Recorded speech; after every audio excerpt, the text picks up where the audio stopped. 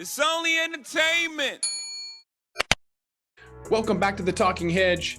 I'm Josh Kincaid, capital markets analyst and host of your cannabis business podcast. Today, we've got Yoko Miyashita. She's the CEO of Leafly. Yoko, thanks for being with us on the Talking Hedge. Thanks for having me here. I appreciate it. Yeah. So let's get into Leafly real quick. I want to talk to you about a couple of major industry events. I think you were in Vegas for Weed Week. Kind of want to get your recap, your take on that, what that means for the industry. But first, tell us a little bit about Leafly. There's maybe one of your other competitors. I don't know if you consider Weedmaps a competitor, but they just went public via a SPAC. Maybe you can kind of explain what Leafly is, or maybe what it will be to the audience. Go ahead. Yeah, we're the leading cannabis resource for consumers. And we really look at our mission as helping consumers discover cannabis. It started really as a strains database. And as you know, cannabis is complex. And really for us, it's rooted in this mission of helping as many people discover cannabis, leveraging data and science. As that develops, we all know that there's just so much information that's being uncovered in real time about this amazing plant. And for us, we're the guide, we're the journey, so to speak. And we take that content first approach, that education approach, and then help consumers make purchasing decisions through our marketplace. We connect them with the licensed retailers and brands nearest them offering products.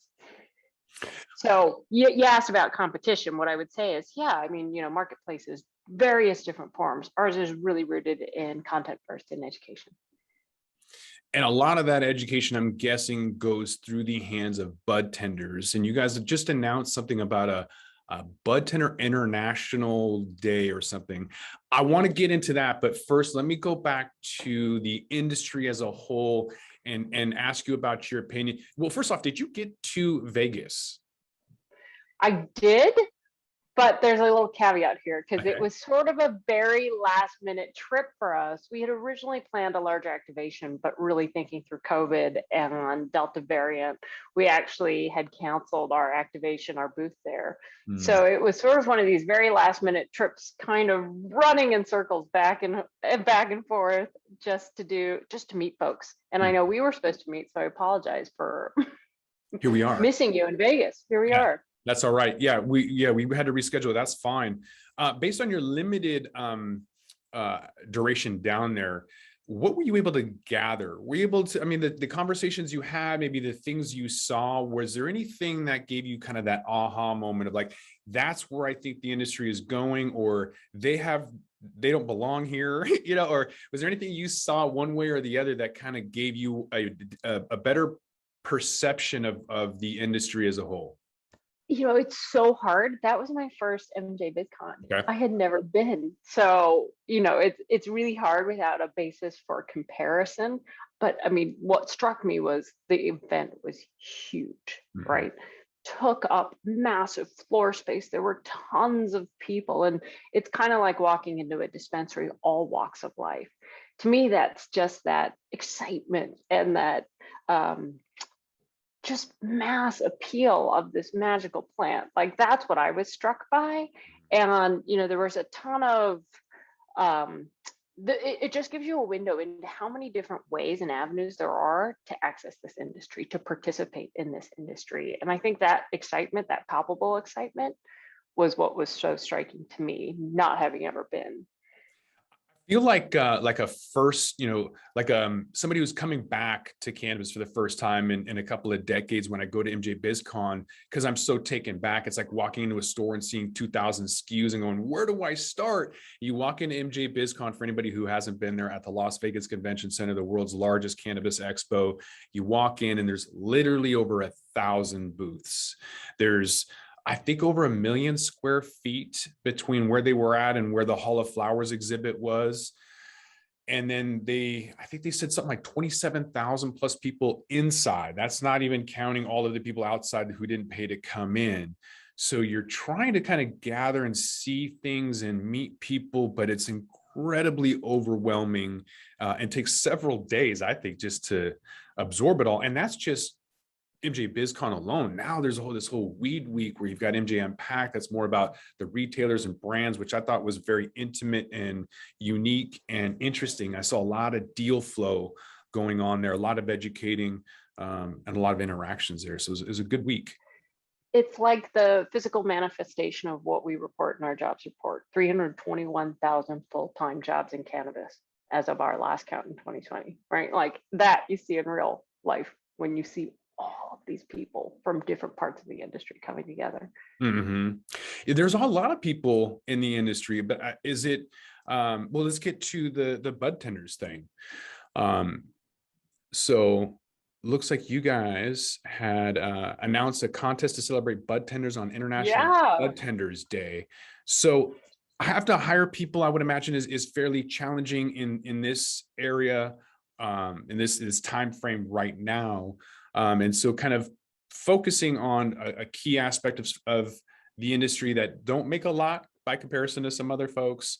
Tell us a little bit importance about bud tenders and why you chose to do this. You know, if you root this in what we are focused on really, which is consumer's guide, right? Being your consumer's companion, bud tenders are such an important part of that journey. One of my questions whenever I go into a dispensary, I love chatting with the bud tenders. And my first question is, all right, because you're asking them, I'm not usually upfront about I work in the industry, but you want to just get a sense for what they're going to recommend and hear how they're having conversations. And, you know, inevitably you ask, hey, where are you getting all your information from? Where are you doing all your comparisons? And for us, I just 9 times out of 10, I hear Leafly. A, it's delightful, but B, it just makes us realize how important they are, how much we have to partner together in terms of bringing this amazing content that we have and bringing it into the hands of the bud tenders who can help guide consumers through that discovery journey. People want to do it here on the site, but there's just such an important part of that ecosystem and have that influence. And it's also the make or break point for new consumers, right? Think about that experience of walking into a dispensary for the first time. I don't know what your experience was like, but I just remember the bright lights and just going, where do I start? And that emphasis on the bud tender, to your point, like, you know, probably one of the hardest and lower paid jobs in the industry. And how do you make sure we're celebrating them because they play such a key role in consumers' discovery of cannabis? Yeah, I remember walking into it was called the Wormhole, and it was a roaming medical shop. There's 3 different locations, and if you didn't know which one it was, then you didn't know where to go. As if you forgot to ask and you went to the one they were at last time, they may not be there the next time. So definitely wasn't convenient. I remember asking, what is this RSO stuff? And yeah, there's just a lot of different things. I don't think I really knew much about CBD back in 2005 or whenever it was that I was helping a friend that had MS. But yeah, there's a lot of questions. A lot of people don't really know what to do. And I think utilizing a resource like Leafly is the way to go.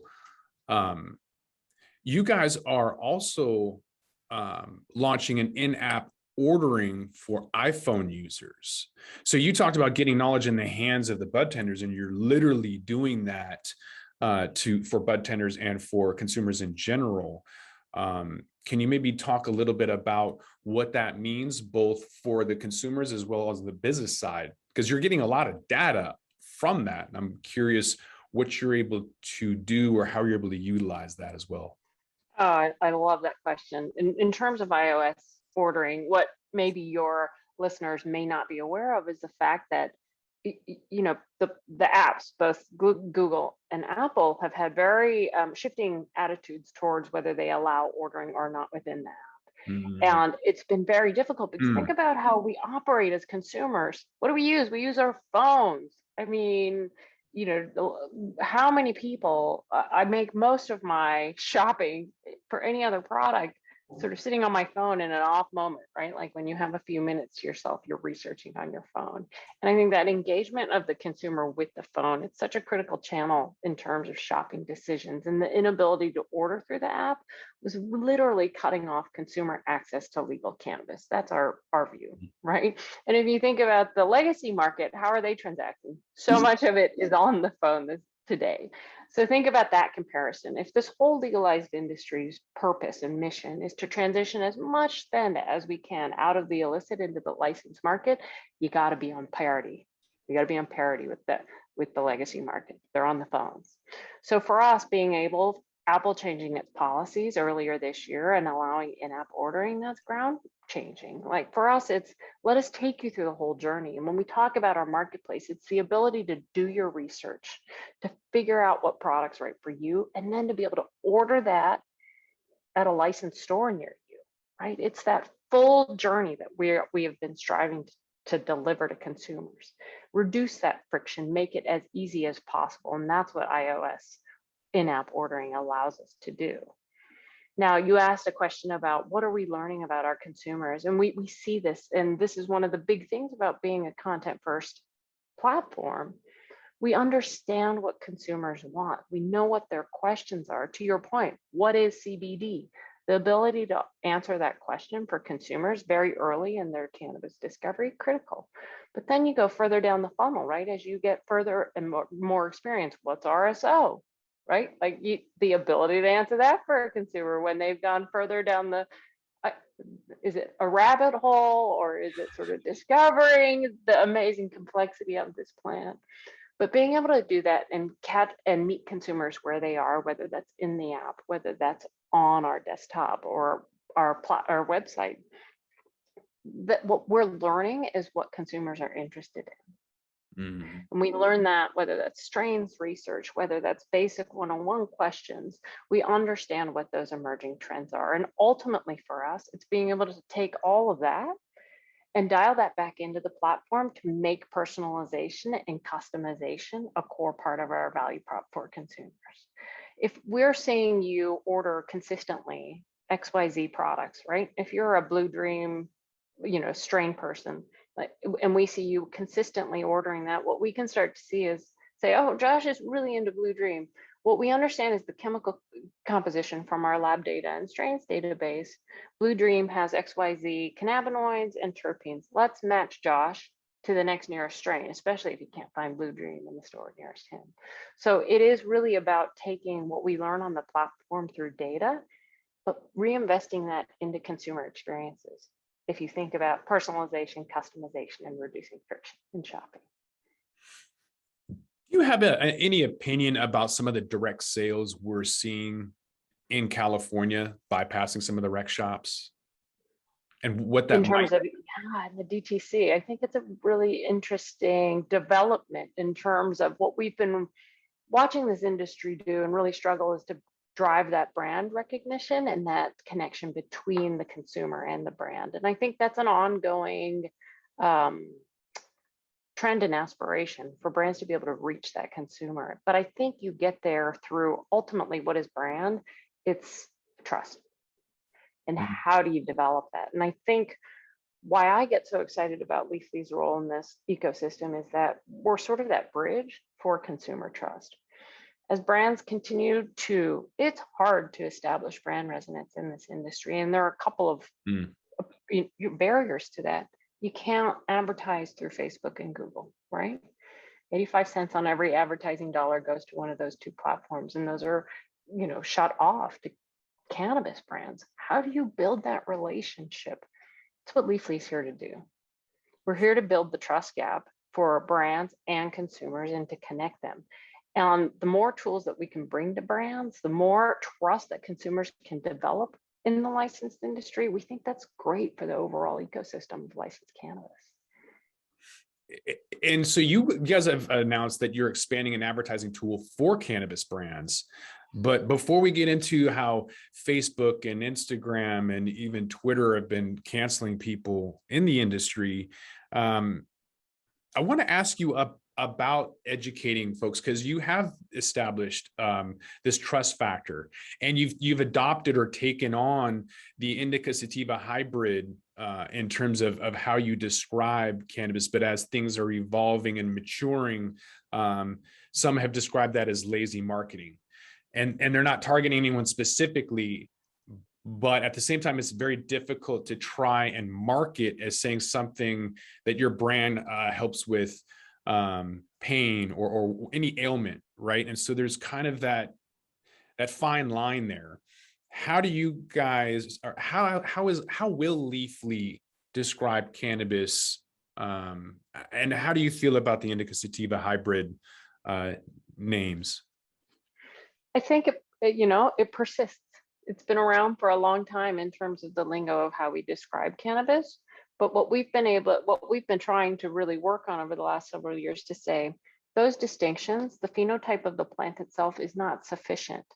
So what we actually do is take 2 steps back and say, actually, we need to educate cannabis consumers as to what actually matters, i.e. what's driving the effects, and start to really think about the plant and your purchase decisions around what effects am I looking for, right? Am I looking for, do I want to feel hungry? Do I want to feel sleepy? Do I want to feel energized? And really, if you can teach consumers and educate them on how to think about the amazing attributes of this plant as driving particular effects, then I think we can say, yes, the phenotype indica sativa hybrid exists, but let us help you dial in further into the effects you're looking for by actually getting into the chemical composition of the plant, by actually talking about cannabinoids, right? THC, CBD, all CBN, CBG, and then the terpenes.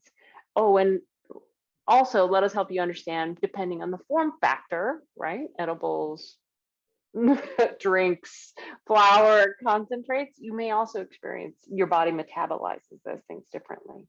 So for us, it's really, how do you take what is the amazing complexity of this plant and make it simpler for consumers and meet them where they are in their journey? So I think, I'll be the first to admit, we did try a very over rotation on trying to eliminate the indica sativa hybrid, but that's a part of the culture. And how do we have the conversations and then add layer to the indica sativa hybrid descriptions to help people understand that this is really about effects-based shopping?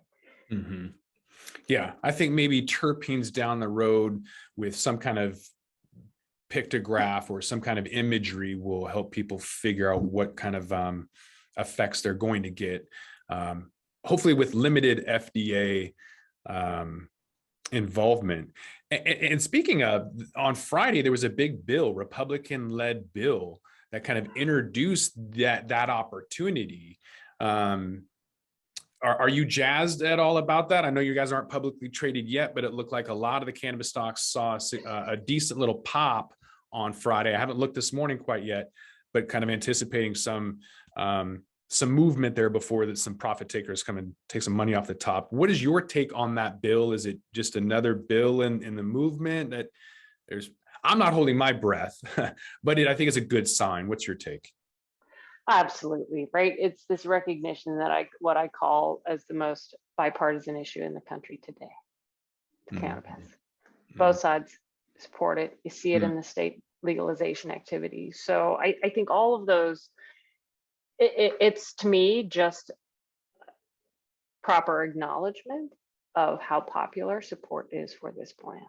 And to your point, am I hanging my hat on a particular date tied to federal legalization as a result of this announcement? Absolutely not. But I think what you see is both sides of the aisle recognizing people want a pathway to this, and how are we going to give it to them? And you can go back and forth about what are the political machinations around it and what's the calculus, but at the end of the day, and you see, I just think it's great for the industry. It's saying we want a pathway to this. We don't like old policy. It's not working.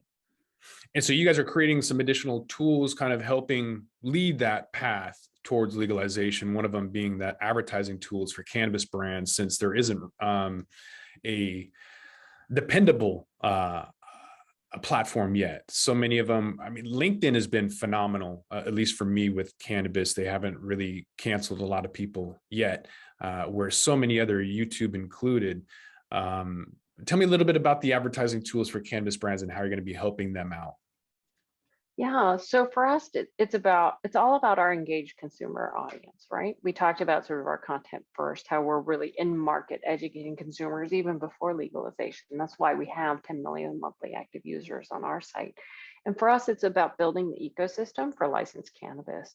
It's that 10 million monthly active users that have brought over 4,600 licensed retailers on our platform and almost 8,000 brands. And for us, it's how do you build a platform? How do you build an opportunity for that connection between a brand and a consumer, for a store and a consumer? And if you can't do that in the outside world, let us create a space at Leafly where you can do that here. And it's about, giving brands, you mentioned our brand subscription product that we just launched in June. It's about giving brands the opportunity to get in front and center around consumers to tell their own story. And it's as simple as to provide their own imagery, to provide their own product description. And it's, one of the key features is catalog control, giving brands the ability to control how their products appear in a consumer's feed consistently. I mean, you might say that's so basic, but at the same time, that's a critical opportunity for brands to engage and drive that storytelling and narrative with their consumers.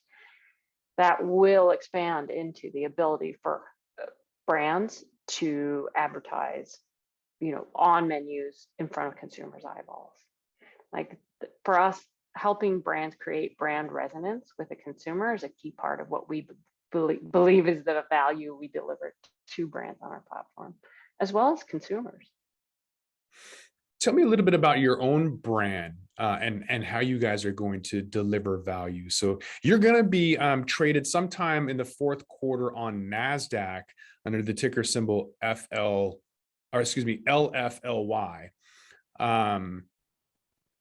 And yet JP Morgan just basically banned all cannabis stocks from being traded. Do you have an opinion about that? Is that even relevant, just being one platform?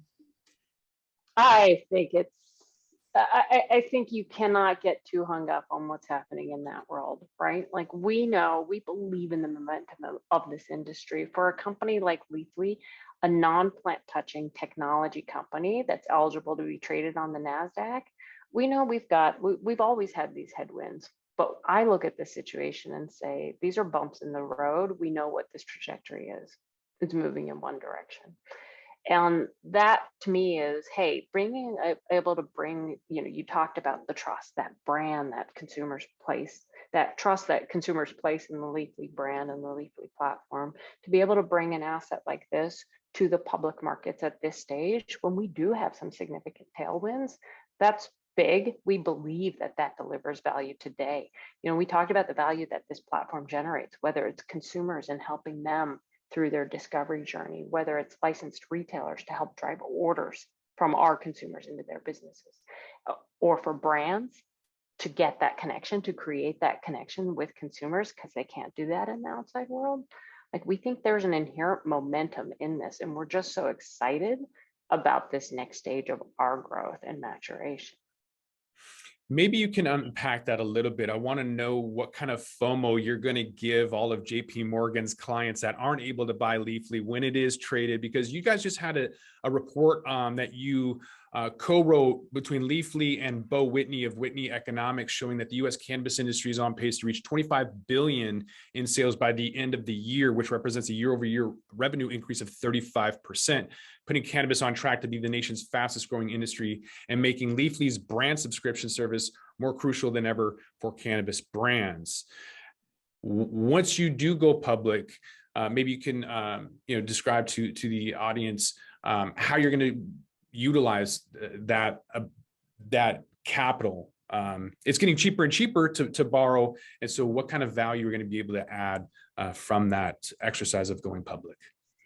Yeah, for us, we've been so leanly staffed for the last several years. And, first and foremost, when you're sitting in this seat, you're evaluating all options in terms of putting capital on the balance sheet. So for us, having the right partner here has been critical. Merida Capital, who's the sponsor of this SPAC, they've worked with a ton of, and some great ancillary companies, non-plant touching companies. So having the right partner in a transaction like this is critical.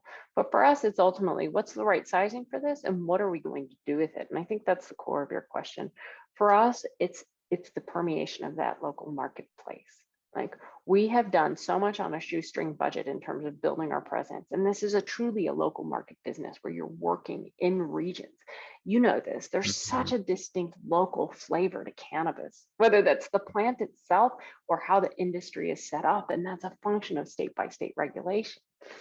But for us to be able to be really close to our customers, whether that's the consumers in market, retailers in market, brands in market, and understand inherently that local flavor, and then go to market and serve them with that local lens, that's what putting capital on the balance sheet allows us to do today. I think the other thing to think about is we all know that cannabis is so choppy in terms of the industry is choppy in its developments. The time it takes, because these are state captive, even once you've legalized, you've got to plant that seed in the ground, has to be grown there, has to be processed there, has to be packaged, distributed, and sold all within the state. That just takes time. Mm-hmm. And so if you're sitting in this, you're working in this space, you're always sort of it always takes longer than you would have hoped. It's always choppy at the outset, but we know that these markets reach their stride when they get to a certain stage of maturity. And for us, we see a lot of, these legalized markets that are starting to hit their stride, with big markets coming online with East Coast adult use lighting up. Like, that's super exciting. Mm-hmm.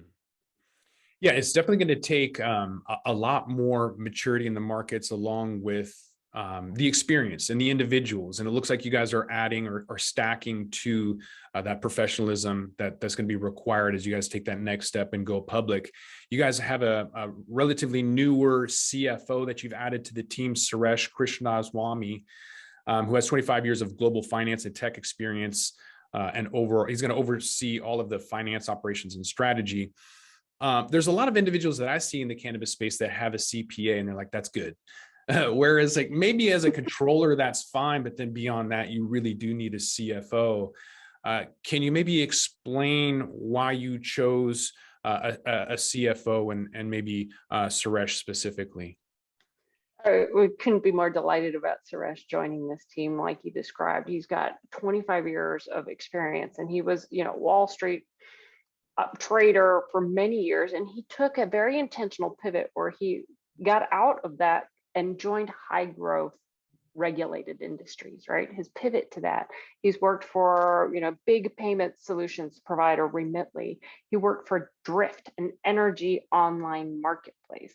Like, there are very intentional decisions he's taken in his career that really, I think, set him up to be a fantastic CFO for a regulated industry marketplace. And I think and he's someone who, he was working with us for several months as a consultant and could just see the opportunity that was so readily apparent in this industry. So that's really important for us. We're really passionate about cannabis. We're passionate about the plant. We're passionate about this industry. So someone who can sort of take all of that experience, see the opportunity and say, here's how I want to dive right in, roll up my sleeves and get involved. Like, that's what we have in Suresh joining this team. And I think it's, I say this to actually a lot of the people who come to Leafly to work. Like, your decision to step in and work in this industry, that took a lot of courage. You're taking some risks. This is not the textbook, first I go to school and I get my degree and then I go do this. This is, you kind of took an offshoot to come in this direction. Mm-hmm. You could disagree with me if you want, but I think it takes that sort of person who's willing to see outside the box, who can see out beyond and say, yeah, we've got headwinds, but I'm really excited because I know which way this industry is moving.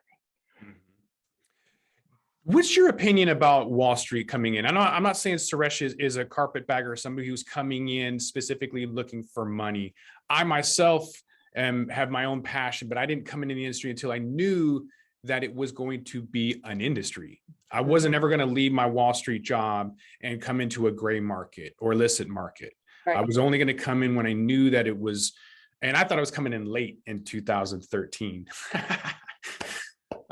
So what do you have to say about, skeptical people that look at individuals who are coming from corporate America, maybe don't have the cannabis experience? Because we throughout this conversation, we've been talking about how important it is to understand the industry. And so if everyone needs, let me say it this way, we're all born ignorant, but you have to work really, really, really hard to remain stupid.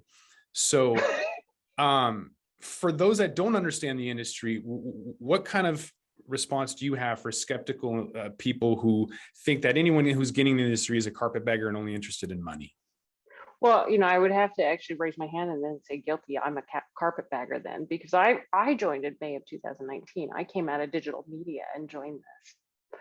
And what I found, and I think this goes back to sort of being rooted in mission. Like, I came because of the mission of this organization. I have spent, the last 2.5 years, every day there is a moment of learning in this industry and understanding where it came from. Like, that's where we actually spend a ton of time. I think that would be a situation, and anyone who walks in and thinks they can come in and sort of change things and just be this, I think it really depends on the attitude that you show up with.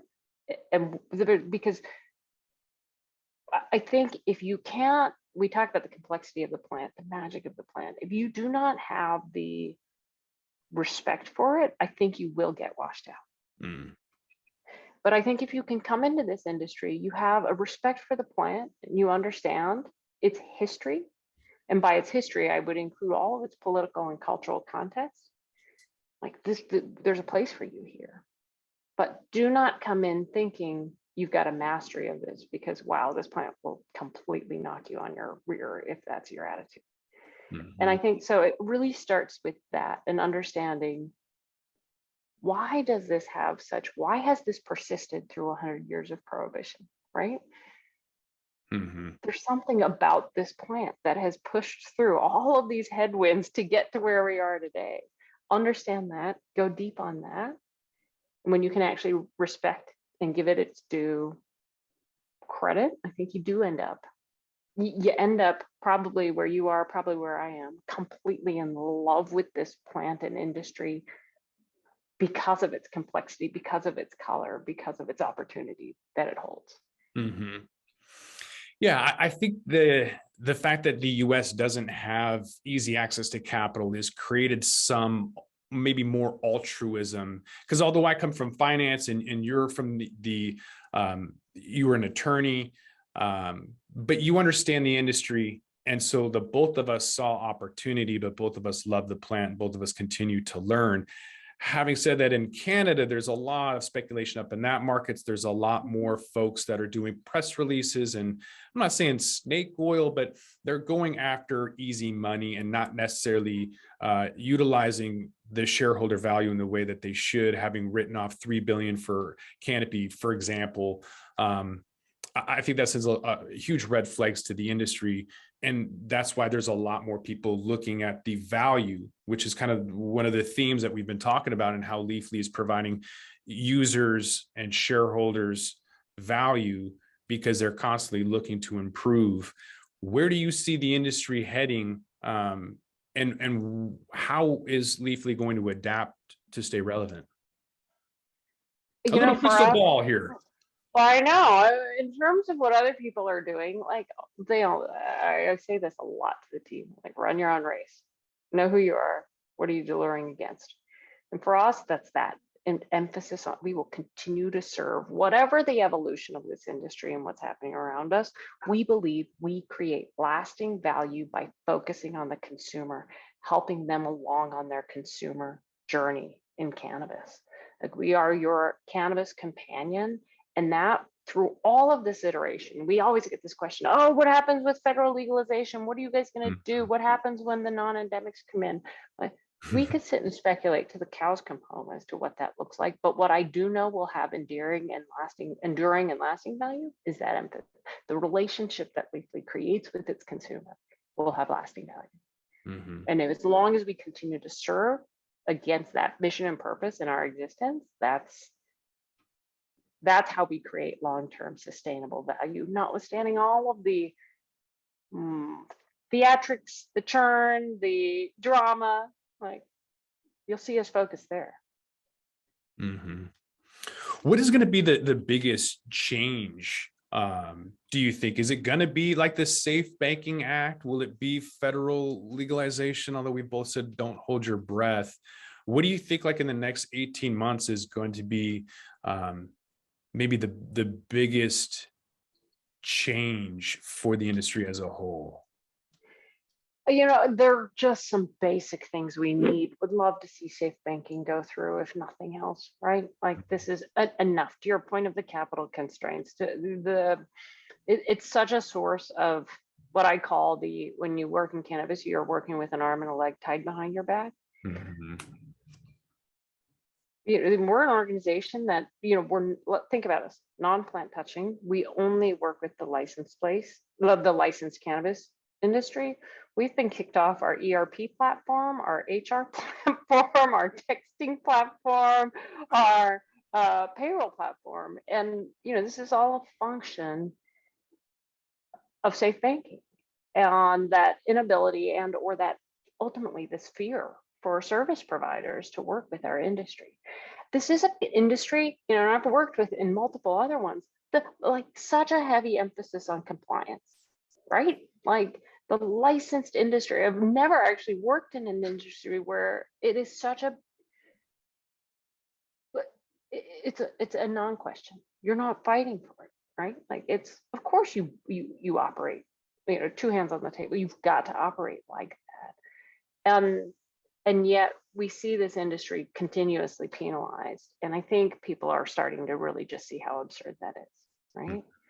In a COVID touchless payments world, this is an industry that is essential and had to operate with cash payments. Like, come on, the absurdity just becomes too much.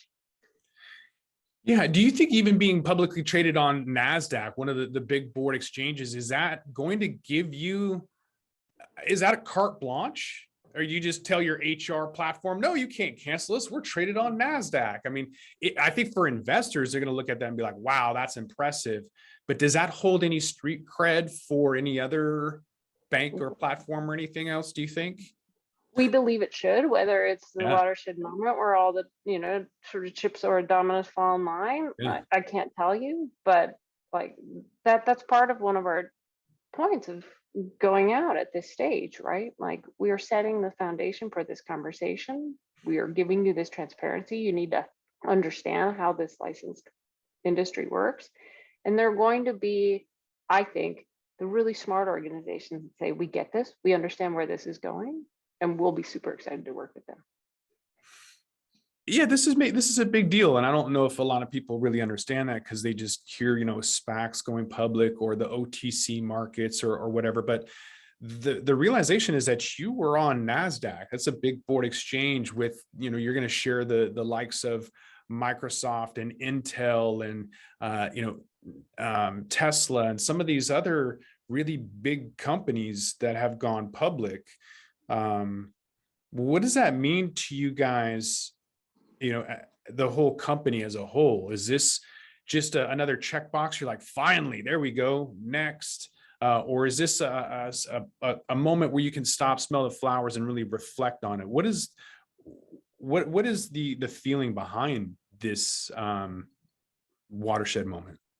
Yeah, it's interesting. I wish we were stop, smell the flowers and enjoy the moment, but that is not how the pace of this industry works. Yeah. You pause for a moment and you've missed that. I think it's a recognition of the incredible work that this team has put in for over a decade. I think that's something that people forget. Leafly's been around for 11 years.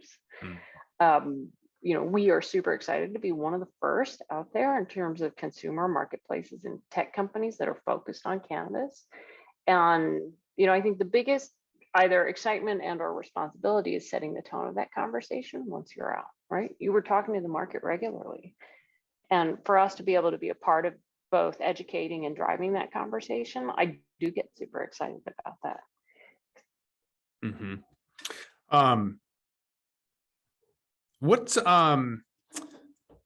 What are two goals that you guys have for 2022 and beyond in order to keep your first mover advantages?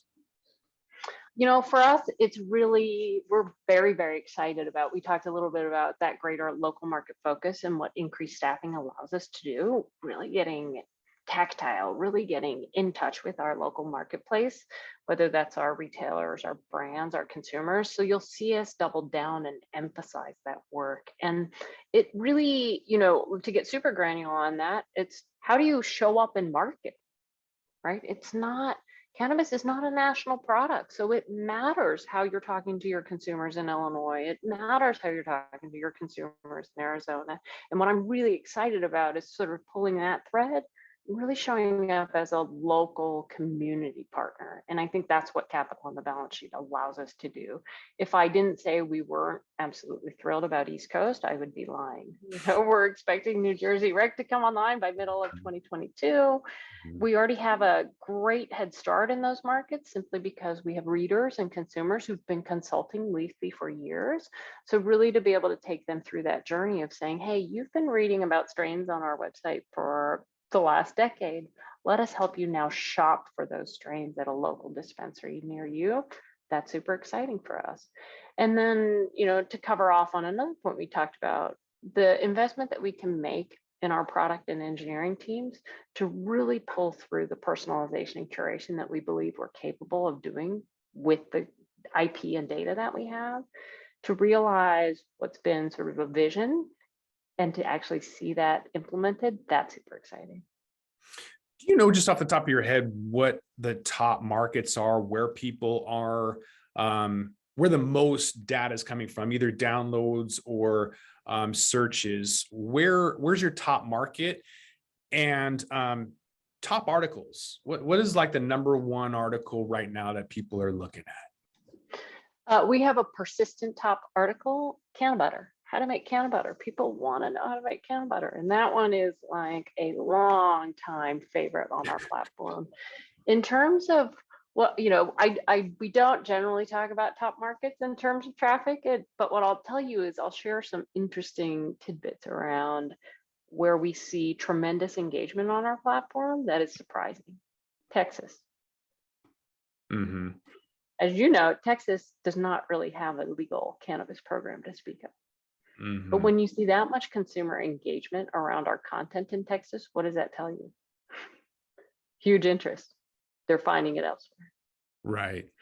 So, for us, that data is super helpful. It helps us start to think about how do we talk to the local market. But I think from a policy perspective, it goes back to that momentum around this is the most bipartisan issue we have in the country. You have support from all parts of this country in favor of legalization. How do we make that a reality? You'll continue to see us advocate for that. Mm-hmm. Yeah. Well, so you should have support on both sides for your stock LFLY when it does go public sometime during Q4 on NASDAQ. In the meantime, how can people get a hold of you? Where are you guys at? Are you guys on social media or website? Yeah, you could download our, first and foremost, we were talking about the app, download our Leafly app on App Store as well as Google Play Store. And then you can find us on leafly.com. Perfect. Yeah. And I will have some of that in the show notes along with Yoko's LinkedIn if you want to contact her directly. So I think with that, we're going to roll this one up. I want to thank my guest, Yoko Miyashita. She is the CEO of Leafly. Yoko, thanks for being with us at the Talking Hedge. Thanks so much for having me. I appreciate it. I'm Josh Kincaid. This is the Talking Hedge. Don't forget to like, share, and subscribe, or don't. And I'm out. Don't forget to smash that like button on your way out and check out these other videos that we've got.